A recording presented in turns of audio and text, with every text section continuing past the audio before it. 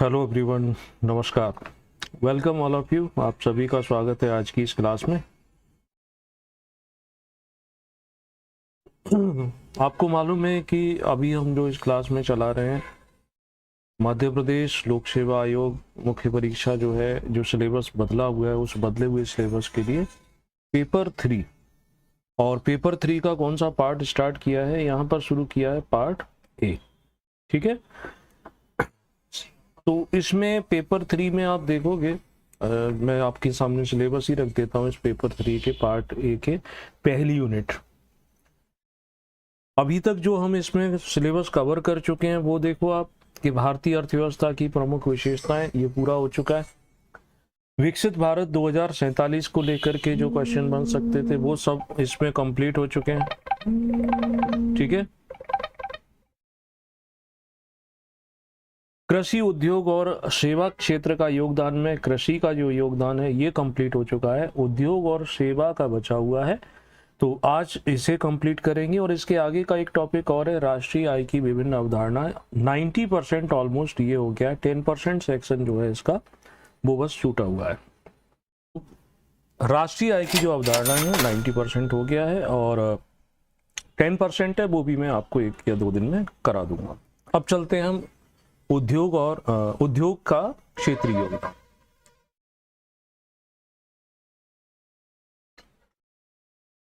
अब इसमें थोड़ा सा समझ लो टॉपिक जो है, अब टॉपिक पे हम कितनी तैयारी करके रखें, कहाँ से प्रश्न बन सकते हैं, तो ये बिल्कुल क्लियर कर लो। यहाँ पे जो प्रश्न बनेंगे, यहाँ पर एक जनरल सा जो क्वेश्चन बनता है कि जैसे सिंपल है कि जीडीपी जो रहता है ना, तो जीडीपी में कृषि का योगदान हमने देख लिया था, अब हमें उद्योगों का योगदान देखना। आजादी के समय या 1950 में कितना योगदान था, वर्तमान में कितना योगदान है जीडीपी। एक तरीके से टॉपिक हमें यही लगता है ऐसा होगा, लेकिन इसके साथ साथ हमें ये भी देखना पड़ेगा कि कौन कौन से फैक्टर हैं जो उद्योगों के योगदान को बढ़ावा देते हैं, क्या चुनौतियां हैं, और इस इंडस्ट्रियल सेक्टर में अगर हम रीजनल लेवल पर बात करें तो कौन कौन से स्टेट में कौन कौन सी इंडस्ट्री काम कर रही है। अगर इसको और डिटेल करें तो ऐसे तो भारत में कई प्रकार के उद्योग हैं, उद्योगों का क्लासिफिकेशन अलग अलग आ सकता है। भारी उद्योग हो गया, लघु एवं कुटीर उद्योग हो गए, वो इस टॉपिक में यहाँ दिखाई नहीं देता है कि हमें करना चाहिए। नीचे देखेंगे जब यहाँ विनिर्माण, अधोसंरचना, ये सब पढ़ेंगे, तब यहाँ हम भारत इसमें बात करेंगे, इंडस्ट्रियल पॉलिसी जो है उसमें बात करेंगे। यहाँ तो सिंपल सा जीडीपी के पॉइंट ऑफ व्यू से बस इस टॉपिक को हमें समझना है कि इसमें कंट्रीब्यूशन कितना है।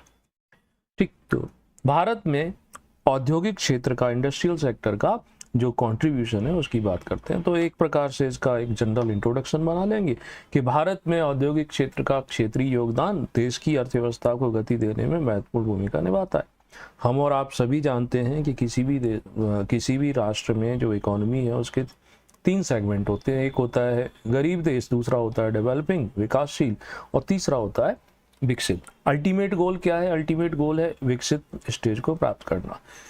कोई भी देश जो विकसित है, तो विकसित है यानी कि उसके यहाँ पर कौन सा सेक्टर अच्छे से काम कर रहा होगा, उसके यहाँ सेक्टर काम कर रही होगी इंडस्ट्री। अकेले एग्रीकल्चर के बलबूते पर तो वह विकसित नहीं हो सकता ना। ठीक है, तो यहाँ यही बात आती है कि उद्योगों का अर्थव्यवस्था में गति देने में महत्वपूर्ण योगदान है। ये क्या था? ये इंट्रो है कि जो उद्योगों का योगदान महत्वपूर्ण होता है हमें अपनी अर्थव्यवस्था को गति देने के लिए। और अलग अलग राज्य, भारत के पॉइंट ऑफ व्यू से हम देखें तो विभिन्न राज्यों में उद्योगों का विकास और उनका योगदान देश के समग्र विकास को क्या करता है? प्रभावित करता है। ठीक है, ये एक प्रकार से शुरुआत हो जाती है। या आप इसमें बना सकते थे कि किसी भी देश की अर्थव्यवस्था में उद्योग महत्वपूर्ण भूमिका रखते हैं। उद्योग जितना अधिक विकसित होगा वह राष्ट्र उतना ही अधिक विकसित होगा, या उसकी अर्थव्यवस्था उतना अधिक तीव्र गति से विकास करेगी। भारत में औद्योगिक क्षेत्र के क्षेत्रीय योगदान के अंतर्गत अब इंडस्ट्री है क्या? एक्चुअली में इंडस्ट्री देखो एक प्रकार से मैन्युफैक्चरिंग सेक्टर ही तो है। मैन्युफैक्चरिंग सेक्टर यानी विनिर्माण क्षेत्र जो है, तो विनिर्माण क्षेत्र को भी हम थोड़ा सा यहाँ डिफाइन कर सकते हैं। यानी मैन्युफैक्चरिंग एक प्रकार से वह प्रोसेस है जिस प्रोसेस में क्या किया जाता है कि कच्चे माल को हम प्रोसेस करते हैं और हमारी आवश्यकताओं की पूर्ति करने वाले प्रोडक्ट में बदल देते हैं, यानी इसको और अधिक आकर्षक बनाया जाता है, मूल्यवर्धन किया जाता है ना इसमें। और ये लार्ज स्केल पर किया जाता है, यानी इसका घर में प्रोडक्शन नहीं करते हैं, मशीनों के द्वारा प्रोडक्शन करते हैं, कई सारे लोग लगते हैं इसमें, ठीक है। इसी को हम एक प्रकार से सेकेंडरी इंडस्ट्री से भी कनेक्ट करते हैं। मैन्युफैक्चरिंग सेकेंडरी इंडस्ट्री का पार्ट भी है, द्वितीयक क्षेत्र जिसे कहते हैं। प्राथमिक जो था, प्राथमिक में क्या आता है, प्राथमिक में आता है प्रकृति प्रदत्त चीजें, यानी इसमें कृषि है, इसमें वन है, इसमें खनिज है, और सेकेंडरी में इनका उपयोग करते थे और फिर उपयोग करके हम क्या बनाते हैं, फाइनल प्रोडक्ट बनाते हैं, ठीक।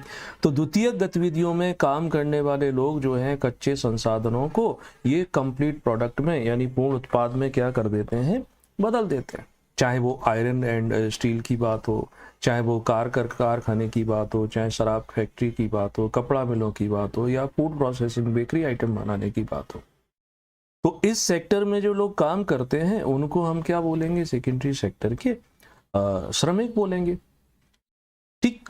इसका तीसरा सेगमेंट है जिसे हम सेवा क्षेत्र कहते हैं। तो सेवा क्षेत्र में जहां श्रम है लेकिन इसके साथ साथ मैन्युफैक्चरिंग वाली चीजें भी लगती हैं, तो वो भी इसमें लिख सकते हैं, अदरवाइज उसको आप छोड़ सकते हैं। लाइन लास्ट वाली है कि विनिर्माण उद्योगों के विकास का उपयोग किसी देश की आर्थिक ताकत, यानी वो कितना इकोनॉमिकली स्ट्रांग है, उसको कैलकुलेट करने में किया जाता है। थोड़ा बहुत कम ज़्यादा करके आप इसको एज अ इंट्रोडक्शन और उसको डेफिनेशन डिफाइन के रूप में लिख सकते हो कि ये हमारी हो गई क्या, परिभाषा।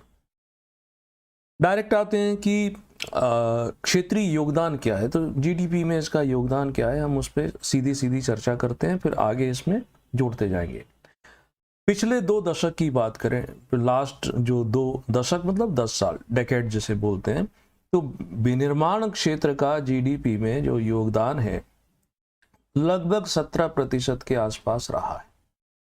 देश की आज़ादी के समय अगर हम देखें, 1950 के समय देखें, तो ये जो मैन्युफैक्चरिंग इंडस्ट्री थी इसका जो कंट्रीब्यूशन था ये कम था, लगभग ये 11% के आसपास था। चूंकि ये जो डाटा है, डाटा लगभग करके लिखोगे तो आप पर कोई नेगेटिव इम्पैक्ट नहीं पड़ेगा, है ना, लगभग अप्रोक्स। अब उद्योगों, ये 17% हम पिछले 2 दशक की बात कर रहे हैं, यानी कि ये समझ लो आप 2000 से 2010 और 2010 से 2020 ये जो करंट ईयर है ये यहीं के आसपास रहा है। इंडस्ट्री का 27% जो है, यानी कौन सी इंडस्ट्री की बात कर रहे हैं, मैन्युफैक्चरिंग इंडस्ट्री की बात कर रहे हैं, उसका जो 27% इसमें खनन, उत्खनन, बिजली और गैस का हिस्सा जो है 10% हो जाता है ना। ये लिखना चाहो तो लिख सकते हो, छोड़ना चाहो तो छोड़ भी सकते हो। भारत जब इंडस्ट्रियल सेक्टर की बात करते हैं, एग्रीकल्चर की बात करते हैं, तो हम क्या करते हैं, हम तुलना भी तो करते हैं ना। तो पूर्वी एशियाई देशों के साथ अगर हम इसके साथ कंपेयर करें तो वो दर कम है, वहाँ पर 25 से 35% इसका कंट्रीब्यूशन होता है और हम अभी कहाँ हैं, 17%। ये जो इससे संबंधित डिटेल जानकारी मैं आपको बताऊंगा। यहाँ ये वाली जो पॉलिसी आती है ना भारत में, औद्योगिक नीतियाँ और औद्योगिक विकास, उसके अंतर्गत हम इसको पढ़ेंगे डिटेल में कि ये जो पूर्वी एशियाई देश जिनकी बात कर रहे हैं वो एशियन टाइगर कहलाए। हमारे जो शासन करने वाले लोग थे, जो नीति निर्माता थे, उन्होंने उस समय नहीं जागे, देर से जागे, तो जो लाभ हमें एलपीजी के मिलने थे काफ़ी देर से मिले हुए, ठीक है। तो पिछले दशक में मैन्युफैक्चरिंग सेक्टर जो है, मैन्युफैक्चरिंग सेक्टर की बात करें, ग्रोथ रेट कितनी रही है एनुअली, तो 7% रही है। सरकार कहती है, नीति आयोग बताता है कि 12% की जो वृद्धि दर है वो हम नेक्स्ट अगले आने वाले 10 सालों में कर लेंगे, ठीक। आगे बढ़ते हैं। 2003 से, जब से ये नई सेंचुरी लगी है, तब से प्रति वर्ष 9 से 10% की ग्रोथ रेट के साथ चल रहा है। आप पढ़ते होंगे, यदि 5 ईयर प्लान आपने पढ़े हैं तो उसमें भी ये टारगेट देते हैं कि एग्रीकल्चर की ग्रोथ रेट इतनी रहेगी, इंडस्ट्रियल की इतनी रहेगी, सर्विस सेक्टर की इतनी रहेगी, है ना। तो मानना यह है इकोनॉमिस्ट का, अर्थशास्त्रियों का, यदि सरकार जो है ठीक से एप्रोप्रिएट पॉलिसी, एप्रोप्रिएट इंटरफियर करती है तो उद्योग इंडस्ट्री जो है वो अपना ठीक से काम करेगी, बशर्ते कोई बीच में वैश्विक स्तर पर कोई गड़बड़ी ना हो जाए। अभी वर्तमान में कुछ वैश्विक स्तर पर गड़बड़ियां चल रही हैं, रूस और यूक्रेन फंसा हुआ है, इजराइल और उनका अरब देशों के साथ अपना क्लैश चल रहा है, भारत के पड़ोस में बांग्लादेश में तख्ता पलट की कार्रवाई हो गई है, चीन का इंटरफेयर चल रहा है। ये सब चीज़ें कहीं ना कहीं पुश करती हैं किसको, हमारी इकोनॉमी को।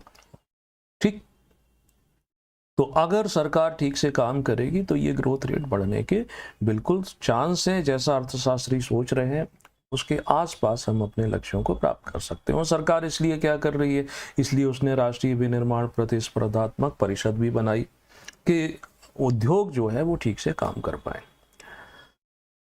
अब आते हैं कि ये जो योगदान है इंडस्ट्रियल सेक्टर का जीडीपी में कह लो, तो इस योगदान को कौन कौन से कारक हैं, कौन कौन से फैक्टर हैं जो इसको प्रभावित करते हैं। तो इसमें कुछ पॉइंट बना लेंगे, छोटी छोटी हेडिंग के अंतर्गत लिखेंगे। जैसे पहला यहाँ पर पॉइंट हमें देखने को मिलता है कि कच्चे माल की उपलब्धता, availability of raw material. Industrial sector, manufacturing sector, द्वितीय क्षेत्र, ये क्या करता है कि प्राइमरी सेक्टर के प्रोडक्ट जो हैं उसको कच्चे माल के रूप में आवश्यकता होती है और उनको प्रोसेस करके फिर वो फर्निश्ड माल के रूप में बेचता है। तो कच्चा माल कितना और किस क्वालिटी का उपलब्ध है, इस पर निर्भर करती है इंडस्ट्रियल ग्रोथ। यानी खनिज, कृषि उत्पाद, ये कच्चे, अगर चीनी बनानी है तो चीनी बनाने के लिए अगर हम परंपरागत रूप से देखें तो उत्तर प्रदेश का नाम आता था। आज ये शुगर इंडस्ट्री जो है ये शिफ्ट कर गई है दक्षिण की ओर, तमिलनाडु, महाराष्ट्र। कारण ये है कि अगर भौगोलिक स्थिति आप देखते हैं तमिलनाडु की और उत्तर प्रदेश की, महाराष्ट्र की, ये है इक्वेटर। समझने के लिए भारत इसके ऊपर आता है, तो इक्वेटर से नज़दीकी तमिलनाडु महाराष्ट्र की ज़्यादा है, उत्तर प्रदेश की दूरी ज़्यादा बढ़ जाती है। तो दूरी बढ़ने से प्रभाव क्या पड़ता है कि जो गन्ना है ट्रॉपिकल, उष्णकटिबंधीय, ये जितना इक्वेटर के नज़दीक रहेगा उतने ज़्यादा गन्ने की मोटाई भी रहेगी, उसमें से निकलने वाले रस की मात्रा ज़्यादा रहेगी, नमी ज़्यादा रहेगी। और जितना आप इससे दूर हटते जाओगे ये चीज़ें कमी होती हैं। तो ऐसे करके कच्चे माल की उपलब्धता कितनी है उस पर निर्भर करता है। तो कच्चा माल अच्छी क्वालिटी का मिलता है और जहाँ जितना सस्ते में मिलता है, पास में मिलता है, तो वह उसी इंडस्ट्री को क्या करेगा, मोटिवेट करेगा, प्रोत्साहित करेगा। एक फैक्टर ये हो गया अवेलेबिलिटी ऑफ रॉ मटेरियल। आप सेंटेंस के रूप में भी लिख सकते हो, हेडिंग और सब हेडिंग के जाल में नहीं उलझना चाहते हो तो। दूसरा फैक्टर काम करता है इंडस्ट्रियल ग्रोथ के लिए श्रम शक्ति, मेन पावर जिसे बोलते हैं, मसल पावर भी बोल सकते हैं, कि कार्य करने के लिए जो लोग लगे हुए हैं किसी भी इंडस्ट्री में, जो वर्कर लगे हुए हैं वो कैसे हैं, स्किल्ड हैं, कुशल हैं या अकुशल। स्किल्ड का मतलब है वो अपने कार्य को करने में दक्ष हैं, एक्सपर्ट हैं, उन्होंने ट्रेनिंग ली है और ट्रेनिंग लेने के कारण वो क्या कर रहे हैं कि कार्य ठीक से कर रहे हैं, उन्हें जो लक्ष्य दिए जाते हैं उनको प्राप्त कर लेते हैं। और दूसरी तरफ ऐसा व्यक्ति है जो ट्रेंड नहीं है तो उसको ट्रेंड करना पड़ेगा, उसकी एफिशिएंसी, दक्षता इस कुशल की तुलना में कम होगी। तो श्रम शक्ति पर भी निर्भर करता है इंडस्ट्रियल सेक्टर का परफॉर्मेंस। तो इसी को सेंटेंस बना के लिख दो कि कुशल और अकुशल श्रम शक्ति की उपलब्धता किसी क्षेत्र में उद्योगों के विकास के लिए एक महत्वपूर्ण कारक है। ओके, अगला आता है नेक्स्ट, बुनियादी ढांचा, फंडामेंटल स्ट्रक्चर।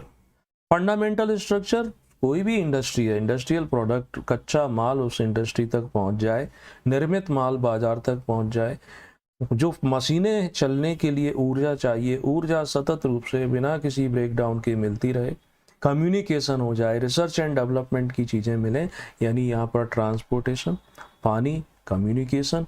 तो ये बुनियादी ढांचा जितना अच्छा होगा, कनेक्टिविटी कितनी अच्छी है, रेल से, रोड से, या शिप की बात करें ओशन से, ठीक, बंदरगाह से कितना पास है, कितना दूर है, बिजली 24 घंटे मिलती है, सस्ती मिलती है कि महंगी मिलती है। तो ये बुनियादी ढांचा अगर अच्छा है, फंडामेंटल स्ट्रक्चर अच्छा है, तो इंडस्ट्री फास्ट ग्रोथ करेगी, रैपिड ग्रोथ करेगी। चीन में मैन्युफैक्चरिंग इंडस्ट्री बहुत अच्छे से काम करती है क्योंकि उन्होंने मैन्युफैक्चरिंग इंडस्ट्री के लिए अपना जो बुनियादी ढांचा है वो एक व्यवस्थित ढंग से बना करके रखा हुआ है। फिर आता है सरकार की पॉलिसीज, गवर्नमेंट पॉलिसीज। आज का युग, दो प्रकार की व्यवस्थाएं चलती हैं। दो प्रकार की व्यवस्थाओं से मतलब क्या होता है कि देखो, ऐसे समझो, एक होती है पूंजीवादी अर्थव्यवस्था, कैपिटलिज्म, और दूसरी जिसे हम साम्यवादी कह सकते हैं, कम्युनिस्ट। साम्यवादी में क्या होता है कि ऑनर ऑफ द रिसोर्सेज, संसाधनों का मालिक जो है वो गवर्नमेंट ही होती है, उसी का मालिकाना हक है। इवन कितना यूज करोगे वो भी गवर्नमेंट डिसाइड करेगी।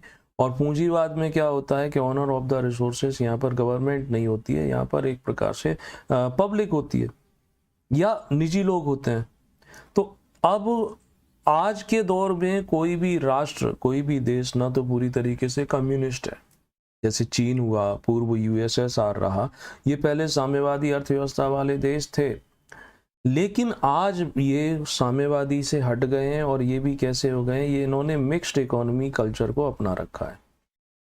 और जो पूंजीवादी, घोर पूंजीवादी देश थे, उन्होंने भी मिक्स्ड इकोनॉमी कल्चर को अपना रखा है। भारत ने भी मिश्रित अर्थव्यवस्था को अपना रखा है। तो मिश्रित अर्थव्यवस्था का मतलब हो जाता है को existence of private and public entity, यानी निजी लोग भी रहेंगे, सरकार भी, दोनों काम करेंगे। तो जब दोनों काम करेंगे तो ऐसे समय में आवश्यकता होती है कि सरकार की जो पॉलिसी है वो कितनी पब्लिक फ्रेंडली है, कितनी जो एंटरप्रेन्योर है और उद्यमी है उनके हित में बनाई गई है, कितने इंडस्ट्रियल सेक्टर के हित में बनाई गई है।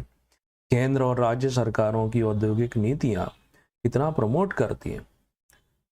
भारत में टाटा ने नैनो कार बनाने के लिए अपना प्लान बनाया, तो वो अपनी फैक्ट्री लगाना चाह रहा था पश्चिम बंगाल, लेकिन वहाँ की सरकार ने विरोध किया। विरोध करने के कारण फिर उसने वहाँ पर अपना प्लांट नहीं लगाया, और गुजरात में जो उसकी स्टेब्लिश्ड इंडस्ट्री थी उसी के साथ एक यूनिट उन्होंने लगा दी।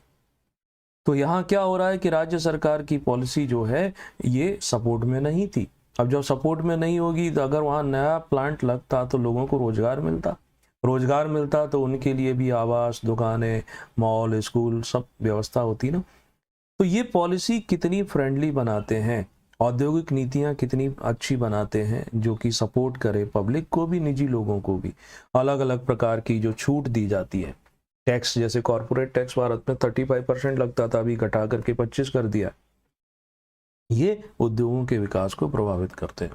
राजनीति के कारण हम सुनते हैं ना कि निजी क्षेत्र में भी अब क्या किया जाएगा, रिजर्वेशन किया जाएगा। रिजर्वेशन को लेकर के बड़ा ही स्ट्रेट फॉरवर्ड ये बात आपको समझ लेना चाहिए। मैं यहाँ कास्टिज्म से हटके बात कर रहा हूँ, जाति की बात नहीं कर रहा हूँ।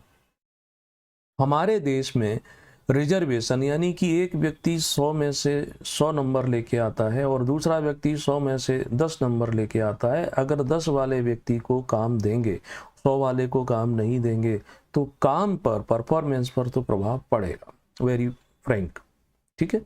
जिनको मिलता है रिजर्वेशन, हो सकता है वो ऐसा समझें कि मैं उनके विरोध में हूँ, नहीं, मेरा आपसे और इससे विरोध नहीं है, ठीक है। तो अब प्राइवेट सेक्टर में रिजर्वेशन अगर दिया जाता है तो प्राइवेट सेक्टर तो परफॉर्म बेस्ड काम करता है, उसके यहाँ तो टारगेट है, टारगेट जो पूरा करेगा उसको सैलरी मिलेगी, जो टारगेट पूरा नहीं करेगा उसे सैलरी नहीं मिलेगी। रिजर्व का मतलब ही हो गया कि मेरिट वाले सिस्टम को आपने साइड कर दिया है। तो अगर प्राइवेट सेक्टर के ऊपर ये थोप दिया जाए, ऐसी पॉलिसी बना दी जाए कि नहीं, आपको तो रिजर्वेशन अपने यहाँ लागू करना पड़ेगा, देन वो लोग उस राज्य को छोड़ देंगे। अगर पूरे देश में ऐसे नियम बनाएंगे वो तो देश छोड़ देंगे, ऐसे देश में चले जाएंगे जहाँ मेरिट की बात हो। तो ये कई सारे फैक्टर हैं जो किसको प्रभावित करते हैं, इंडस्ट्रियल ग्रोथ को। नेक्स्ट आता है डिमांड ऑफ मार्केट, बाजार की मांग। बाजार में डिमांड जिस वस्तु की है, जिस प्रोडक्ट की है, उसी की सप्लाई की जाएगी। मान के चलो जैसे भारत जैसे देश में जहां दूध की नदियां बहती थीं, ऐसा हम सुनते रहते थे ना, उस दूध की नदियों वाले इसमें पानी की नदियां भी अब सूख गई हैं, यानी पीने का पानी भी अब हमें खरीदना पड़ता है। सोचने वाली बात है ना।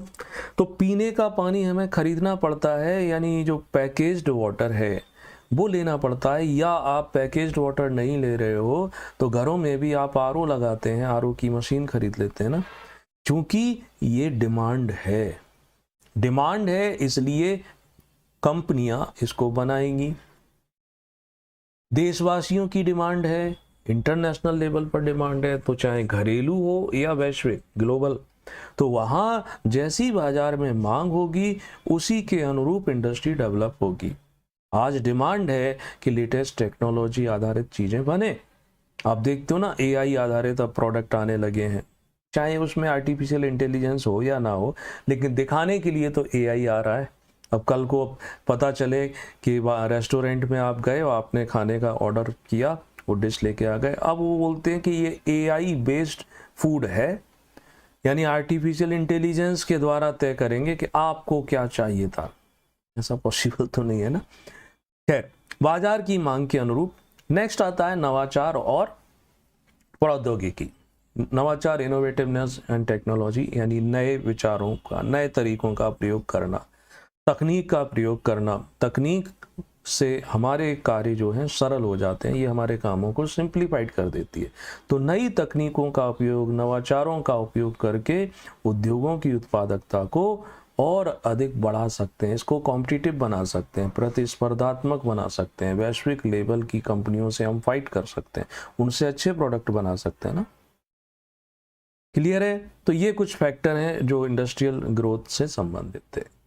अब क्षेत्रीय योगदान, भारत में इंडस्ट्रियल सेक्टर का जो रीजनल कंट्रीब्यूशन है, इसको हम पूर्व, पश्चिम, उत्तर, दक्षिण के नाम से भी डिवाइड कर सकते हैं। जैसे पश्चिमी भारत के कंट्रीब्यूशन को देखें, पश्चिमी भारत यानी महाराष्ट्र हो गया, गुजरात हो गया, ऐसे कुछ राज्य जो हैं, इन राज्यों में हमें देखने को मिलता है कि ऑटोमोबाइल इंडस्ट्री बहुत अच्छे से काम कर रही है, आईटी, सूचना एवं प्रौद्योगिकी, chemical industry, pharmaceutical industry, in sector में यहाँ के राज्य जो हैं वो अग्रणी है, एडवांस है। ठीक है, मेक इन इंडिया कार्यक्रम ये आगे है हमारे सिलेबस में, डिटेल में उस समय पढ़ लेंगे। तो इसकी वजह से इन राज्यों में इन्वेस्टमेंट होता है, इन सेक्टर में इन्वेस्टमेंट होता है, और इसलिए ये अच्छा काम कर रहे हैं। अगर हम सदर्न इंडिया की बात करें, दक्षिण भारत की बात करें, तमिलनाडु हो गया, कर्नाटक हो गया, तो यहाँ पर भी हमें देखने को मिलता है कि एरोस्पेस से जुड़े, जैसे बेंगलोर में है ना, इलेक्ट्रॉनिक्स, बेंगलोर एक प्रकार से हब बना हुआ है ना, आईटी, यहाँ पर भी ऑटोमोबाइल, तो ये सेक्टर बहुत ज़्यादा ये क्या कर रहे हैं, एडवांस लेवल के हैं। आज स्टार्टअप की बात करें, स्टार्टअप को सपोर्ट करने के लिए कुछ स्टेट और कुछ स्टेट के शहर ज़्यादा अच्छे से, जैसे बेंगलोर जो है, यहाँ पर स्टार्टअप बहुत ज़्यादा आईटी बेस्ड है, कई सारी कंपनियां जितनी है स्टार्टअप हमें वहीं पर देखने को मिलते हैं। ठीक है ना। तो ये भारत के एक प्रकार से अलग अलग आप दिशाओं को लेकर के भी बताने जा रहे हो। उत्तर भारत, नॉर्थ इंडिया की बात करें, उत्तर प्रदेश, हरियाणा, दिल्ली भी ले सकते हो इसमें, हालांकि Delhi NCR, national capital region, केंद्र शासित प्रदेश है, उसको भी रख सकते हो। यहाँ किस प्रकार की इंडस्ट्री देखने को मिलती है, तो एमएसएमई है ना, फूड प्रोसेसिंग इंडस्ट्री, देख, टेक्सटाइल इंडस्ट्री भी हमें देखने को मिलती है। टेक्सटाइल इंडस्ट्री उत्तर प्रदेश की वजह से, हालांकि टेक्सटाइल का महाराष्ट्र और गुजरात में भी है, लेकिन उत्तर प्रदेश ज़्यादा है। इसके लिए केंद्र सरकार क्या कर रही है, यहाँ पर कई सारी योजनाएं, डेडिकेटेड फ्रेंट कॉरिडोर बना रही है, यानी माल को एक स्थान से दूसरे स्थान पर आसानी से पहुंचाया जाए, है ना। पूर्वी भारत की बात करें, वेस्ट बंगाल हो गया, बिहार हो गया, झारखंड हो गया, तो ये वो राज्य हैं जहाँ पर मिनरल्स यानी खनिज जो हैं उनकी मात्रा ज़्यादा है, उनका भंडार बहुत ज़्यादा है। तो इस जगह हमें, और नॉर्थ ईस्ट में जैसे असम में चले जाओ तो पेट्रोकेमिकल्स ये भी आ जाता है, तो ये एडवांस लेवल पर है। तो आपने क्या किया, आपने भारत के चारों दिशाओं के हिसाब से कुछ कुछ एग्जाम्पल, और कुछ कुछ उन एग्जाम्पल में वो जिस इंडस्ट्री में वो आगे थे नाम बता दिए, जरूरत पड़ने पे आप लिख सकते हो। अब यहाँ ये थोड़ा अलग से समझ लेंगे, इसमें तो सिर्फ मैंने लिख दिया है कि सरकार के द्वारा जैसे योजनाएं बनाई जाती है, make in India, made in India, startup, digital India, digital, तो ये सब चीज़ें क्या कर रही हैं, ये भी इंडस्ट्री को, यानी इसमें innovative IT, innovative ideas and information technology का प्रयोग करके हम रैपिड ग्रोथ करना चाहते हैं, हर सेक्टर को इम्प्रूव करना चाहते हैं, चाहे वो एग्रीकल्चर हो, सर्विस हो या मैन्युफैक्चरिंग हो, क्योंकि मैन्युफैक्चरिंग से संबंधित विशेष है इसलिए ऐसा। ठीक है, चलो अब बात आती है कि मान लो ऐसा पूछ लें कि जो औद्योगिक क्षेत्र है इससे आखिर लाभ क्या होते हैं, इससे हमें बेनिफिट क्या मिलता है हमारे देश को। तो विभिन्न प्रकार के बेनिफिट्स मिलते हैं, जनरल से बेनिफिट है, आप उनको हाईलाइट कर सकते हो, लिख सकते हो। जैसे पहला आ गया रोजगार सृजन, एम्प्लॉयमेंट जनरेशन। तो उद्योगों के विकास से बड़े पैमाने पर रोजगार के अवसर सृजित होते हैं। ये तो नेचुरल सी बात है, कहीं पर भी इंडस्ट्री लगाई जाएगी तो लोगों को काम पर रखा जाएगा। स्किल्ड लोग भी चाहिए, अनस्किल्ड भी चाहिए। स्किल्ड लोगों को उसकी योग्यता के हिसाब से जॉब मिलेगी, अनस्किल्ड को उसकी योग्यता के हिसाब से जॉब मिलेगी। काम करते करते वो भी स्किल्ड हो जाएगा तो उसको भी प्रमोशन मिलेगी। तो रोजगार का सृजन है, सभी लोगों को सरकारी नौकरी तो नहीं मिल सकती ना। एक दूसरा क्या होता है कि इंडस्ट्रियल सेक्टर से लोगों की आय में, इनकम में वृद्धि होती है। उद्योगों के विकास से लोगों की भाई सैलरी है, जैसे एक व्यक्ति दिहाड़ी पर काम करता है, 300, 350, 400, 500 रुपये कमा लेगा, दिन भर मेहनत करेगा, कोई उसका प्रोविडेंट फंड नहीं होगा, बीमार होने पर कोई सहायता नहीं मिलेगी। लेकिन अगर वो इंडस्ट्रियल वर्कर के रूप में भी काम करता है, वहाँ पर लेबर के रूप में काम करता है, तो उसका कुछ ना कुछ पीएफ प्रोविडेंट फंड बनेगा। आजकल तो सरकार एनपीएस, नेशनल प्रोविडेंट फंड, और जो पेंशन स्कीम चला रही है उसमें कुछ योगदान नियोक्ता को और कुछ एम्प्लॉय दोनों देते हैं, तो बाद में उसके बेनिफिट मिलते हैं। इंश्योरेंस भी किया जाता है, दुर्घटना में काम आता है, बीमारी में सहायता मिलती है। तो लोगों की आय में वृद्धि होती है इंडस्ट्रियल सेक्टर में ग्रोथ से। फिर आता है जीडीपी में कंट्रीब्यूशन, सकल घरेलू उत्पाद जो है। तो सकल घरेलू उत्पाद, आज हम उदाहरण दिया था कि आज हमारे जीडीपी का लगभग 19% जो है वो इंडस्ट्रियल सेक्टर से आता है, यानी इनकम बढ़ती है। इंडस्ट्रियल सेक्टर तकनीकी विकास, नए नए प्रकार की मशीनें लेकर आता है, नए नए प्रकार की टेक्नोलॉजी लेकर आता है, जिससे हम और हमारा देश अंतर्राष्ट्रीय स्तर पर दूसरे देशों का मुकाबला कर पाते हैं, दूसरे देशों के साथ कॉम्पीट कर पाते हैं ना। इंडस्ट्रियल सेक्टर के लिए बुनियादी ढांचे का विकास होता है। कहीं फैक्ट्री लगा दी है तो वहाँ तक कनेक्टिविटी के लिए सड़क बनाई जाएगी, रेलवे ट्रैक से संपर्क किया जाएगा, वहाँ तक बिजली पहुँचाई जाएगी, कम्युनिकेशन सिस्टम बनाया जाएगा, वहाँ पर बैंकिंग सर्विस, इंश्योरेंस सेक्टर की स्थापना की जाएगी, उसमें जो लोग काम करते हैं उनके लिए बाजार की व्यवस्था की जाएगी, उनके बच्चों के लिए एजुकेशन इंस्टीट्यूट की व्यवस्था की जाएगी। तो कहने का मतलब ये है कि बुनियादी ढांचे का विकास होगा, और जिससे दूसरे लोगों को भी, यानी समाज के दूसरे जो सेक्टर है उसको भी तो बेनिफिट प्राप्त होते हैं ना। ठीक है, तो ऐसे आप इनके बेनिफिट्स बता सकते हो। इंडस्ट्रियल सेक्टर के बेनिफिट हो गए, कौन कौन से फैक्टर हैं जो इसको बूस्ट करते हैं, मोटिवेट करते हैं। वैसे ही इस सेक्टर के सामने कुछ चुनौतियां भी हैं, कुछ चैलेंजेस भी हैं। जनरल से चैलेंज बताएं, आप इसमें जोड़ करके और लिख सकते हो। जैसे फॉर एग्जांपल बुनियादी ढांचे का अभाव, ये सबसे बड़ी समस्या है भारत में, कि यहाँ इंडस्ट्री तो लगाना चाहते हैं, यहाँ पर विदेशी लोग निवेश भी करना चाहते हैं, देश के जो बड़े बड़े पूंजीपति लोग हैं वो भी निवेश करना चाहते हैं, मगर वो निवेश क्यों नहीं कर पाते हैं? क्योंकि बुनियादी सेवाओं का अभाव है, सड़कें नहीं है, बिजली नहीं है, कनेक्टिविटी नहीं है, कम्युनिकेशन नहीं है। तो इस कारण से वो अपनी इंडस्ट्री वहाँ पर नहीं लगाना चाहते। इंडस्ट्री तो लगा दी, अब उनके प्रोडक्ट ना तो कच्चा माल पहुँच पा रहा है, ना निर्मित माल को बाजार मिल पा रहा है। फिर क्या आज की ज़रूरत है कि अगर स्किल्ड लेबर है तो काम अच्छे से हो जाएगा, कम खर्च में अधिक काम होगा, तीव्र गति से काम होगा। तो वो लेबर की हमारे पास कमी है। हमारा जो एजुकेशन सिस्टम है वो स्किल्ड प्रोवाइड नहीं कराता है, वो सिर्फ डिग्रियां देने का काम करता है। डिग्रीधारी लोग हैं। एक फनी सा कि जो व्यक्ति, अगर कोई व्यक्ति डॉक्टर की पढ़ाई कर रहा है तो आगे चल करके वो डॉक्टर ही बनेगा ना। 99% चांस है कि वो डॉक्टर ही बनेगा, क्योंकि वो डॉक्टर की पढ़ाई कर रहा है। अगर कोई व्यक्ति लॉ कर रहा है तो 99% चांस है कि वो लॉयर बनेगा, वकील बनेगा। 99%, 1-2% कम भी कर लो, ठीक है ना। और कोई व्यक्ति अगर इंजीनियरिंग पढ़ रहा है तो आगे चल करके 2% चांस है कि वो इंजीनियर बनेगा। वो क्या बनेगा? वो क्लर्क बनेगा, वो पुलिस में जाना चाहेगा, वो सिविल सेवा में जाना चाहेगा, वो दुकान खोल लेगा। तो ये हमारा एजुकेशन सिस्टम है कि यहाँ पर स्किल्ड लेबर की कमी है ना, ये बड़ा चैलेंज है। ठीक है, फिर आता है कि एनवायरनमेंट, मैन्युफैक्चरिंग सेक्टर, यानी कि मशीनों का प्रयोग किया जाएगा। मशीनें क्या करती हैं? मशीनें बाई प्रोडक्ट के रूप में जहरीली गैसें छोड़ती हैं, जहरीला धुआं छोड़ती हैं, जहरीला जो सॉलिड वेस्ट है, जहरीले जो लिक्विड वेस्ट है उनको छोड़ती हैं। ये सब हमारे पर्यावरण को प्रदूषित करते हैं। तो पर्यावरण भी एक मस्ट एसेंशियल चीज है ना, स्वच्छ पर्यावरण रहे। तो उद्योगों के विकास के लिए बड़ी समस्याएं आ जाती हैं। उद्योग इंडस्ट्री लगा दी, अब पर्यावरण को ध्यान में रख कर के आदेश दे दिया कि आपको ये इंडस्ट्री अब बंद करनी पड़ेगी या यहाँ से शिफ्ट करना पड़ेगी। आदेश तो दे दिया, लेकिन जिसने इंडस्ट्री लगाई है उसकी शिफ्टिंग पर उसका तो खर्चा होता है ना, या बंद करनी पड़ेगी। ये बड़े प्रॉब्लम है नॉर्म्स जो। फिर आता है भारत में वैश्विक प्रतिस्पर्धा, ग्लोबल कॉम्पिटिटिवनेस की बात करते हैं कि भारत के उद्योग, अब चूंकि इकोनॉमी हमारी कैसी हो गई है, ग्लोबलाइज्ड हो गई है। एलपीजी की वजह से अब हम पूरे विश्व के दूसरे देशों से भी जुड़े हुए हैं। तो अगर आपके प्रोडक्ट विश्व के दूसरे देशों के प्रोडक्ट से बेहतर नहीं होंगे तो कोई भी आपके प्रोडक्ट को नहीं खरीदेगा, ना देश में खरीदेगा, ना देश से बाहर आप एक्सपोर्ट कर पाओगे। तो चैलेंज है अच्छे प्रोडक्ट बनाना, और अच्छे प्रोडक्ट बनाओगे तो बहुत ज़्यादा रेट में भी नहीं बेच सकते। आखिर आपको मुकाबला तो करना ही है ना, दूसरे प्रतिस्पर्धी के बराबर या उससे कम में बेचने पड़ेंगे। तो ये चुनौतियां हैं, और भी कुछ चुनौतियां आप अपने हिसाब से इसमें ऐड ऑन कर सकते हो।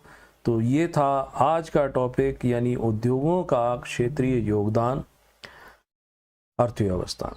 अगले लेक्चर के लिए अगर अभी तक सब्सक्राइब नहीं कर पाए हो तो सब्सक्राइब जरूर कर लो।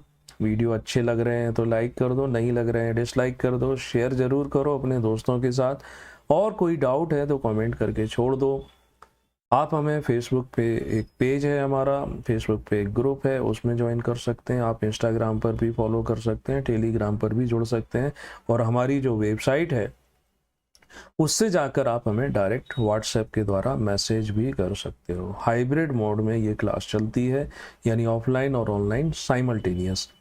ठीक है, तो अभी इसमें हम पेपर 3A इसको पूरा कंप्लीट कराएंगे। पहली यूनिट चल रही है और स्टार्ट करने वाले हैं आपके सामने। आज ही आपको एक लेक्चर मिलेगा एंटरप्रेन्योरशिप को लेकर के, मैं शाम तक उसको आपको पढ़ाऊंगा। तो अभी के लिए इतना, थैंक यू सो मच।